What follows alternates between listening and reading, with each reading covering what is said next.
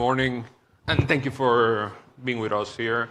And thank you to Shawn, good friend, to share this conversation. And to give people a little bit of context, let's start explaining a little bit what Elevate is, which from a branding perspective, I really love it. It really rocks and delivers. So can you give us 2 cents on that?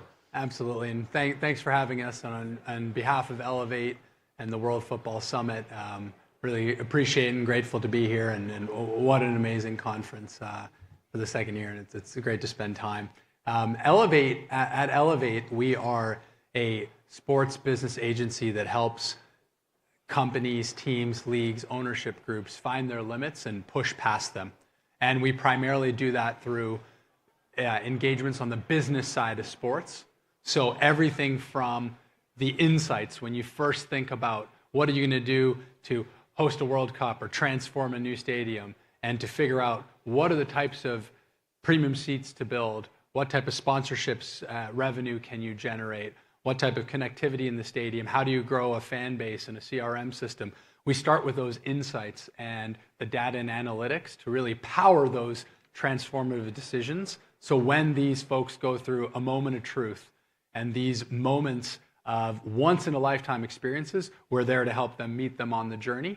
And after the insights part, we move into a lot of the execution. So we do a lot of sponsorship, hospitality, sales.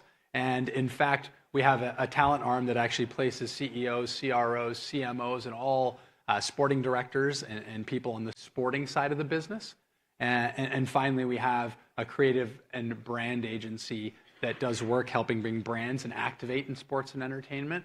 We do the interiors, the creative design of venues, so the signage, the installation, and wayfinding in stadiums. So really everything on the business side of sport, when groups are going through these transformative moments, is where Elevate engages, shines, and is a part of these projects.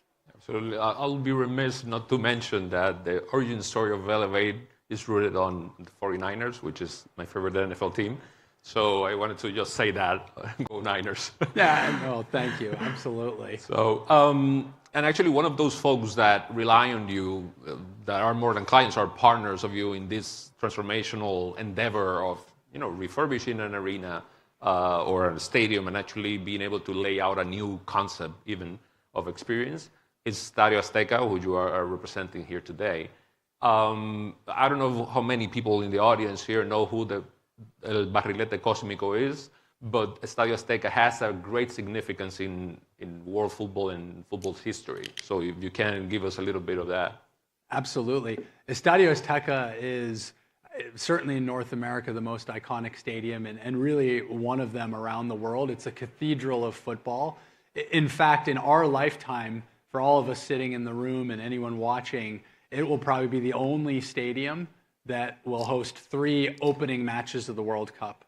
So 1970, 1986, and of course the 2026 World Cup in USA, Canada, and Mexico. It will be hosting an opening match. It's home to the Mexican national team, and then 2 Liga MX clubs, so Club America, the men's and women's club, Cruz Azul, and then of course has had numerous concerts and special events. So they had portions of the '68 Olympics at Estadio Azteca. Paul McCartney, Elton John, Shakira, I mean, you name the artist, they've played there. So Estadio Azteca has many significances other than just being the national stadium of Mexican football. Mexico is a heartbeat of football around the globe, and Estadio Azteca is one of the most iconic venues that is now looking to do something transformative to be ready for the next iteration of what it can be for a football global icon. Yeah, but that start of that next iteration, right, is 2026, right? That's kind of the new dawn of Estadio Azteca.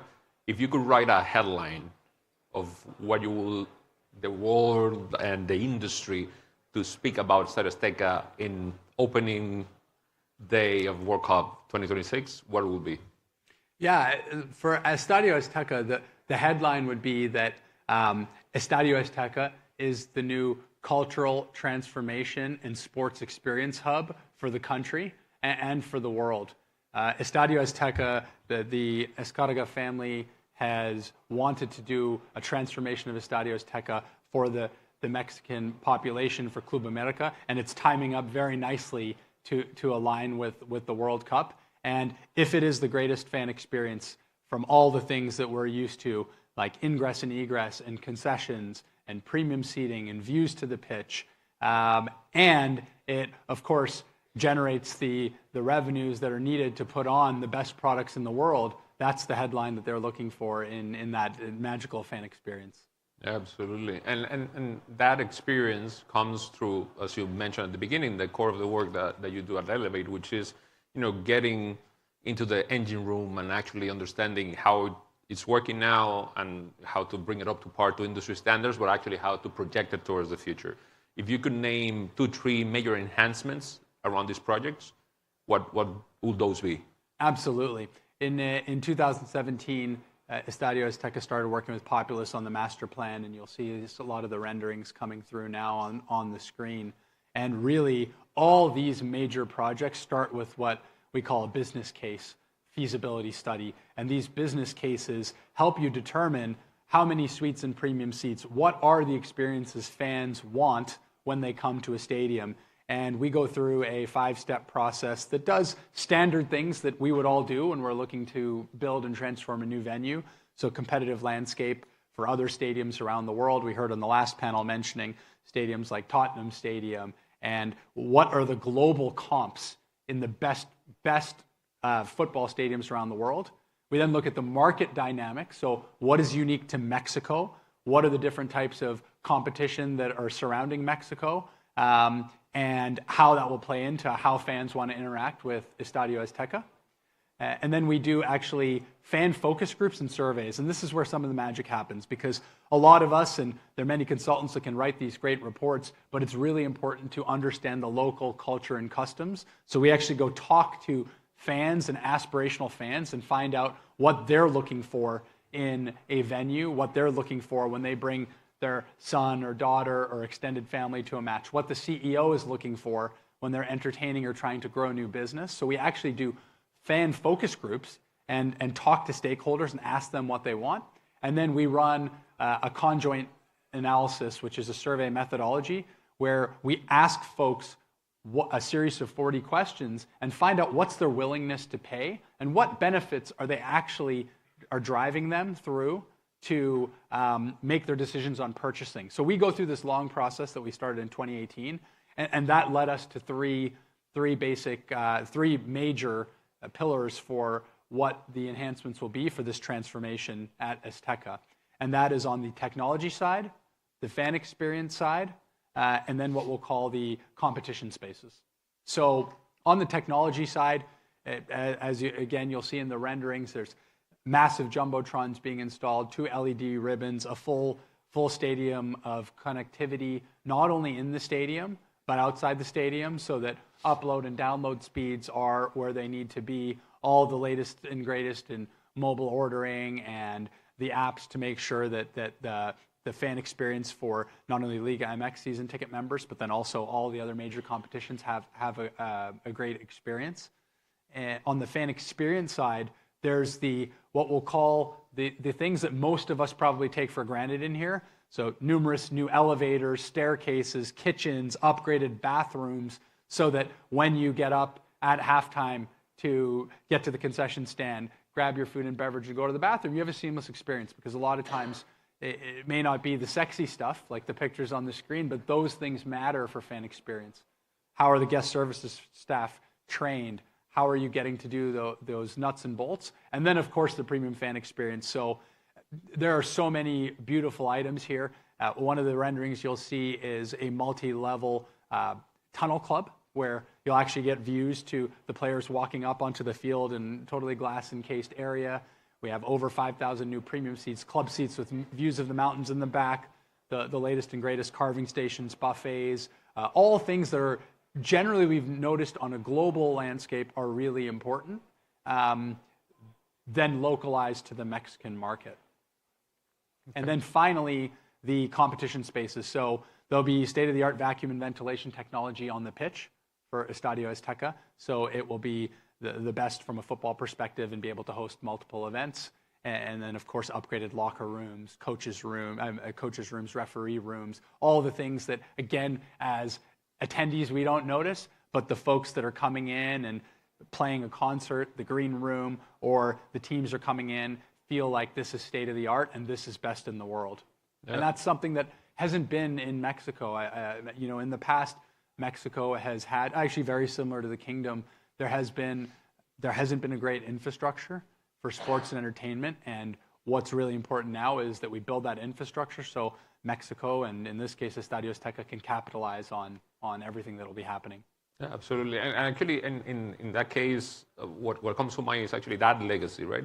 Which usually when you see these projects that are, modern venue and stadia, usually it's focusing on the repetition of usage, the turnout, right, and the commercial plan, which is essential to any project.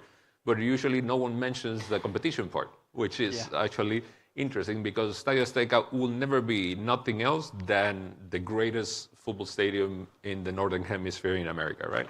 So if you will want to go a little bit deeper in terms of what is that legacy and impact for Mexican football, alluding to what you mentioned at the beginning, Estadio Azteca currently today hosts not only is a national football stadium, but it's also a stadium for two of the biggest football brands in the country.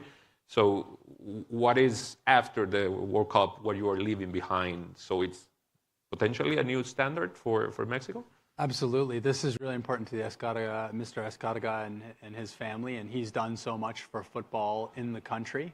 And this project has been specifically so they can revolutionize and transform Mexico into one of the top destinations in the globe for fan experience. And again, it all starts with that there hasn't been a tremendous infrastructure for fan experience in Mexico, and how he has laid out the plan and the vision, and what you're seeing now, it is going to be something much greater than just football. It's going to be a community center. It's going to be a town square. It's going to be somewhere where the community can rally around and use the asset 365 days a year. And of course, one of those major events happens to be the World Cup that will be used. But of course, this stadium with 3 other football clubs playing matches there, concerts, events, special events, dark day events, weddings, banquets, catering events. This is the vision of Estadio Azteca. And what's really impactful is if you do it right, it will be like a rising tide raises all ships. And if you build the infrastructure properly, culturally appropriate, they will be able to drive up the overall experience, the revenue generation of Liga MX and all the sports and entertainment properties in Mexico, which is really special. And when you're embarking on these transformative processes, like the decision that's going to happen here in the next 7 days, it's so important to measure twice and cut once. Get the right details right, and then make sure the execution is flawless. So make sure that when you deliver a beautiful tunnel club with the greatest food and beverage experience, that everyone from the time you enter the mental driveway, when you're thinking about going to a match at Estadio Azteca, how are you showing up to the fan on the mobile app? How are you showing up when they Google a ticket for Estadio Azteca? How are they getting into the stadium, the ingress, the fan plaza? And then what we always forget, but food and beverage, guest services, merchandise, most fans' experience is interfacing with those other vendors and people in the stadium. It's not just the ticket sales or the sponsorship or the CEO. So it's really figuring out how to make sure you curate a customer journey that's just above and beyond, and every detail is managed. Absolutely. In the case of how you build this or go about these projects, let's call it partnerships with the people that request your services, and maybe taking the example of the current project at hand, the Estadio Azteca, how do you go about in terms of how you set up incentives, investment, effort, and that joint working relationship with the clients? Yeah, so for Elevate's case, we like to not only be partners in work and outputs, but also financially invest. So while we don't sit on the cap table of major sports clubs or franchises, we started in 2018 with the Estadio Azteca with that business case and feasibility study that informed what Beautiful Spaces Populous has designed and what they can build, what they can generate, and what the fan experience could be. And then at Elevate, we actually invest cash into the execution of that. So for example, doing a true partnership with Estadio Azteca, we are placing 20 people on the ground to help sell and execute the sales of the stadium. And we white label our sales team. So other than in a room like this with industry folks, you would never hear the Elevate name. It's actually what you'll call in and feel like you're speaking just like an Estadio Azteca employee. So we white label our services with the clients. We invest dollars into it and help them drive the revenue that was promised to the banks and through the studies, because we think it's important that it's not only just writing a great report and talking about what an experience could be and what we could price it at and how much is this naming rights worth. It's really important to help execute and be there from the ground up and see it through to delivery, because that's what the fans and the customers will remember. Yeah. You mentioned that you kind of started this frame or mindset in 2018 precisely with this project, right? Which presumably you'll replicate other places. But in terms of the key learnings of a process like this with Estadio Azteca, what do you take as Elevate that you could, project to other potentially interested suitors to actually do a transformation like that? What are the key aspects that they need to be mindful of, let's say? Yeah, if you're thinking of a transformative project, the three things I would do are start early, I would dream big, and be flexible, because things don't always go the way they're planned. And a lot of times, as you mentioned at our home in San Francisco, it took us 7 years to actually get the project off the ground. So you need to start early and really understand the business case and, more importantly, the fan experience case of what are you trying to develop? What's the vision? What do you want to be known for? How do you want to be known? What do you want to do in the community? What does this mean for global sports and entertainment? Some venues we've talked to, they want the best pitch in the world. They don't want to do entertainment. They want to just do football. And that's a very different brief than if you want to be an epicenter of events and host Olympics, World Cups, and concerts. We heard in the last panel about music venues. There's so many different briefs. So figure out what's that vision and ambition, and then dream big. I mean, you've got to dream big if you're doing a transformation. Same thing. None of us will likely live through one stadium being built new and then building new again in the lifetime. So you have to dream big, because you only have one chance to make that first impression, and then be flexible, because things happen. There's government politics. There's global pandemics. There are construction shortages. There are different vendors that come. There's different technologies. There's different ways we consume. We do consume product, and we have to constantly evolve and be flexible to make sure that we hit the right nodes for these amazing stadiums. Yeah, actually, and to land this last stretch of the conversation more towards the Saudi market and the wider Middle Eastern and North African market, what can you tell us in terms of your activities around the kingdom and the region in terms of these projects? I mean, it's evident, that's why we're all here. It is a transformation happening before our eyes in terms of sports, entertainment, and actually a country altogether. So in the case of Elevate, what do you reckon and what you've been working on?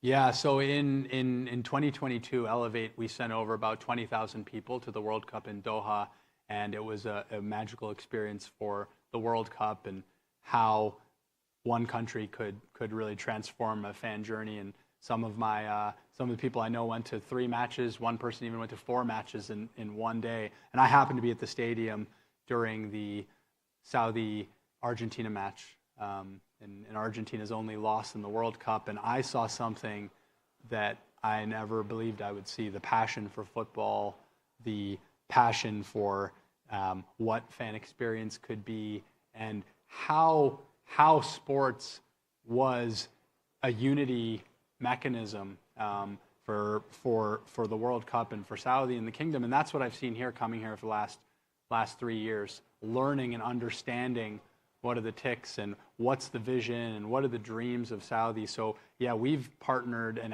we've activated our local presence in a company called Strive. And what we're here to do is to bring in all the Elevate services that we've talked about.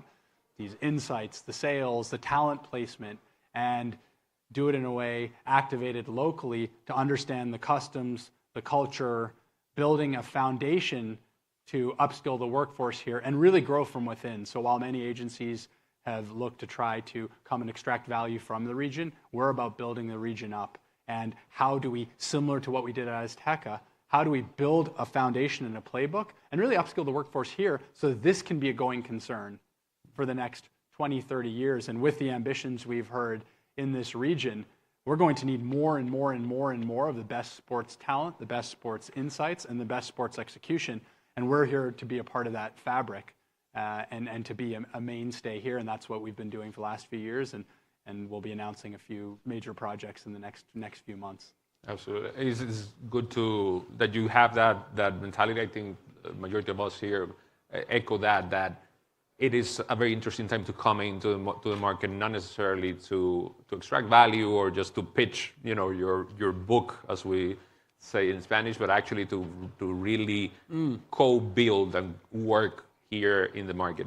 I wouldn't ask you to predict or project 30 years from now, but let's say a decade from now. I mean, we know that this week is going to be transcendental in terms of the decisions that might come next week in regards to the World Cup and how that will impact the whole industry.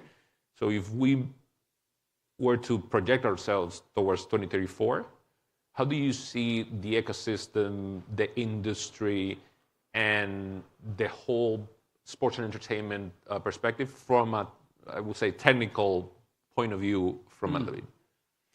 Yeah, I believe right now we're at a moment of truth for the country and where it's building to. The scary part is these things don't happen overnight, these type of infrastructure and developments, and to build the appropriate foundation to maximize 2034, to make sure it's the flying success, and then everything else, right?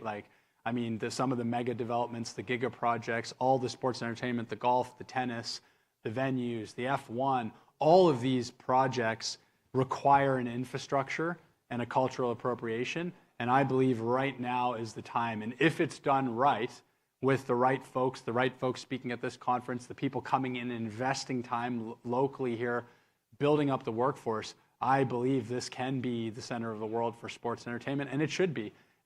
Just like it was said earlier, this is going to be the new global hub, and the country, the people, the mindset, the ability to dream, and now I believe the ability to execute, it's going to be a game changer. And I believe people are going to look at the kingdom as the global standard and how they can replicate it and put it in their own market. Because what we've learned, one major thing we've learned at Elevate is that going around the world, we do work in Brazil and Mexico, in North America, and in Singapore, and in the Middle East, in Europe, in Spain. You go anywhere, and 75% of the business and the things we talk about, it's all the same.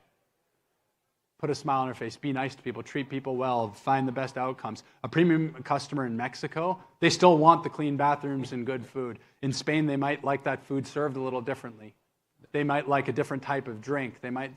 But people are the same in many ways. But that last bit, that 25% of that culturalization and localization and how you build up is so, so important. And to me, that's the winning ticket. Bring in the global expertise and the best practices and make it home to the kingdom, and then it'll be a flying success. Yeah, I totally agree with that. And I want to thank you for enlightening us and being able to share not only the story and the journey of Elevate, but actually allow us to see the actual work that you guys are putting in, which is remarkable. So thank you, and I ask you for a round of applause for Shawn. Thank you. Thank you, guys.